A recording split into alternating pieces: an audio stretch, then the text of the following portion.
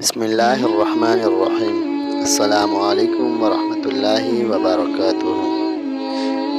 آپ صلی اللہ علیہ وآلہ وسلم کا رتبہ عظیم الشان ہے۔ کائنات میں اللہ تعالیٰ کے بعد سرور عالم صلی اللہ علیہ وآلہ وسلم سے بڑھ کر کوئی نہیں۔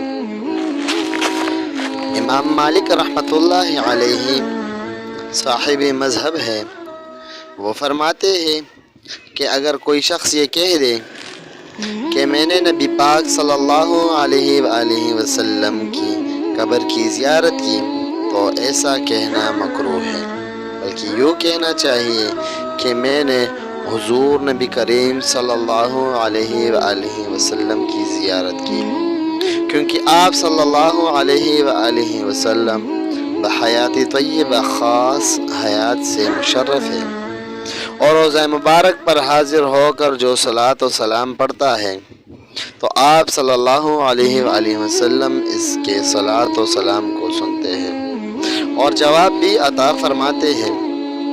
اسی طرح علماء کرام کا یہ فیصلہ ہے کہ زمین کے جس ٹکڑے پر سرور عالم صلی اللہ علیہ وآلہ وسلم کا جسم مبارک رکھا ہوا ہے، زمین کا وہ ٹکڑا عرش اعظم سے افضل ہے۔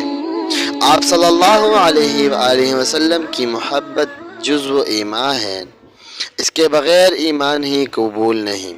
ایک شاعر بڑا عاشق تھا، وہ مدینہ شریف جا رہا تھا، جب دور سے اس کو روضہ مبارک نظر آیا تو اس نے دو شعر کہہ دے: ڈھونڈتی تھی گنبدِ خضرا کو تو، دیکھ وہ ہے اے نگاہ بے قرار، ہوشیار اے جان مستر ہوشیار، آ گئے شاہ مدینہ صلی اللہ علیہ وآلہ وسلم کا دیار۔